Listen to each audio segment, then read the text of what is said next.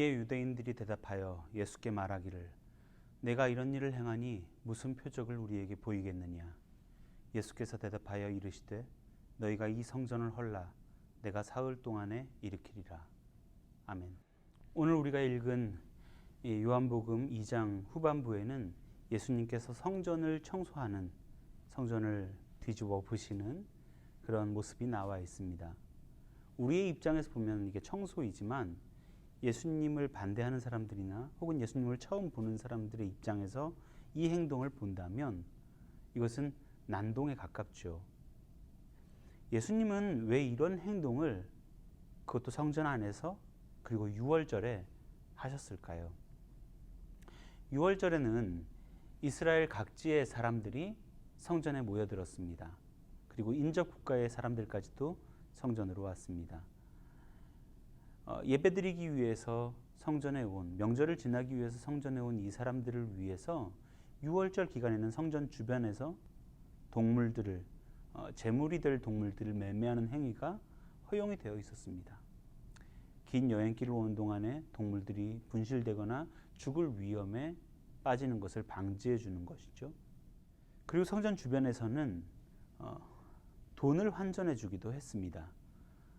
당시에 20세 이상의 신실한 유대인 남자에게는 1년에 한 번씩 성전세를 내야 하는 의무가 있었습니다. 이 성전세는 반드시 두로의 은화든지 아니면 유대 동전으로 내도록 되어 있었는데요. 이것 때문에 외국에서 오는 사람들, 미처 합당한 동전을 준비하지 못한 사람들을 위해서 환전하는 사람들이 있었던 거죠. 이런 것들은 사실 예배하러 오는 많은 사람들을 위한 편의시설입니다. 허용될 수 있는 것이라 생각합니다. 그러나 이 제물과 환전에 대한 수요가 많아지자 많은 사람들이 이것을 통해서 금전적인 이득을 노렸던 것에 문제가 있습니다.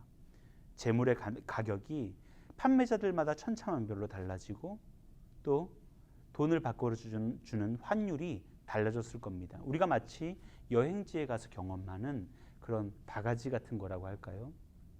그리고 이 사이에 좋은 자리를 차지하기 위해서, 상권을 차지하기 위해서 검은 돈들이 오갔을 거라고 우리는 충분히 추측해 볼 수 있습니다. 다시 말해 종교가, 유대교가 하나님을 만나고 경험하는 그런 길이 아니라 오히려 더러워진, 타락한 장사치들이 난무하는 그러한 종교가 되어버린 것이죠.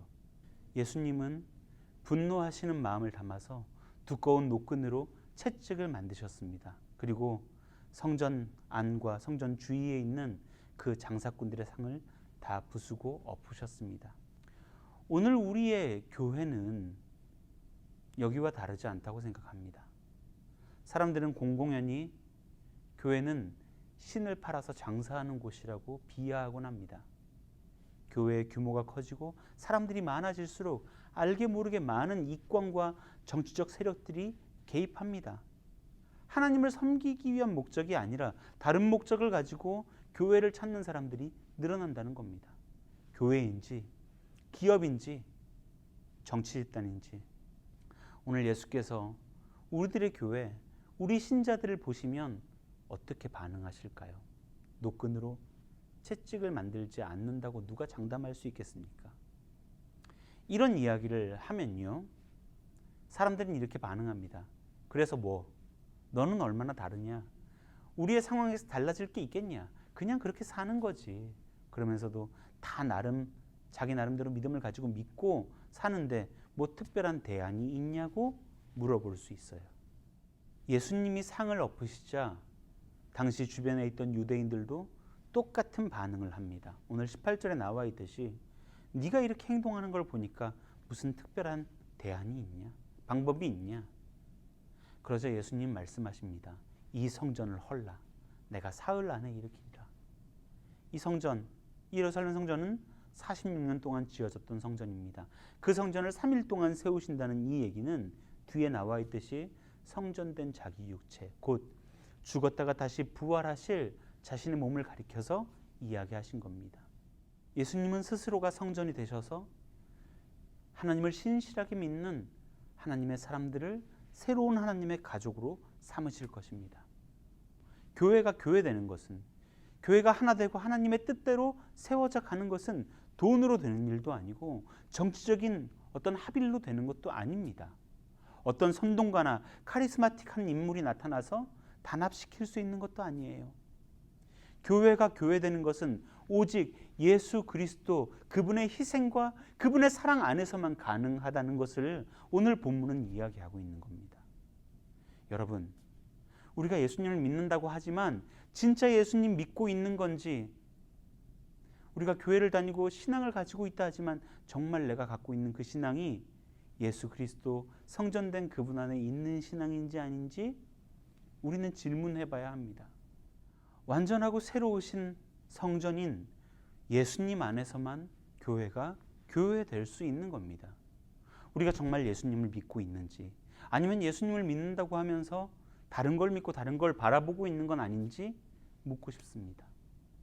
우리는 무엇을 위해서 교회를 다니고 무엇을 위해서 하나님을 섬긴다고 말합니까? 이건 정직하게 우리의 심령에, 나 자신에게 물어볼 문제입니다.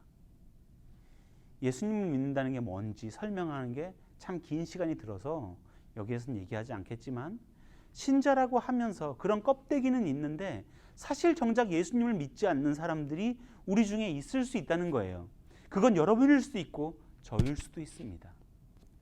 요즘 신자라는 게 그렇게 이야기하는 게 참 부끄러운 시대를 살아가고 있습니다. 결국 교회가 사람들 사이에 사회악처럼 여겨지는 것 같아서 그 답답한 마음을 이루 말할 길이 없어요. 그러나 기독교 역사, 교회 역사 속에서 보면 이와 같은 일들은 순환적으로 반복되어 왔습니다.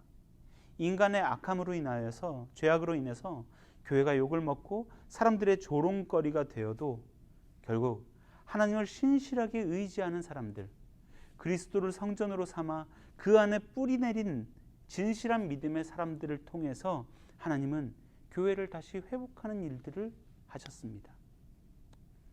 그래서 우리는 소망을 두고 믿음 안에서 살아야 한다고 생각합니다. 사람들의 얘기처럼 무슨 특별한 대안이 있기 때문이 아닙니다.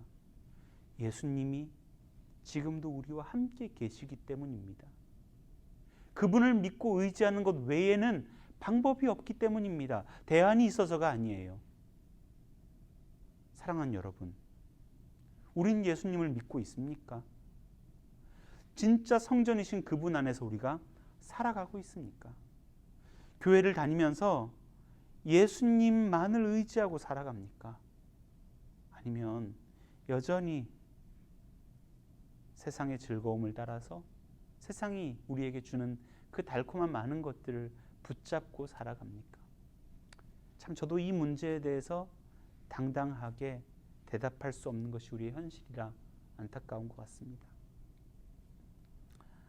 하지만 우리의 영원한 새로운 성전 되시는 예수님 안에서 소망을 가지고 오늘도 믿음을 잃지 않고 살아가시는 우리가 되기를 간절히 원합니다. 우리 모두 슬프고 괴로운 시대를 살아가고 있지만 그래도 하나님은 살아계십니다. 기도하겠습니다. 하나님, 주님 살아계시기에 소망이 없는 것 같은 이 시대에도 우리가 소망을 품습니다. 오직 주님 안에만 우리의 소망을 두는, 주님을 더욱더 사랑하고 예수 안에서 신자 되게 살아가는 우리 모두가 되게 하여 주시옵소서. 예수님 이름으로 기도합니다. 아멘.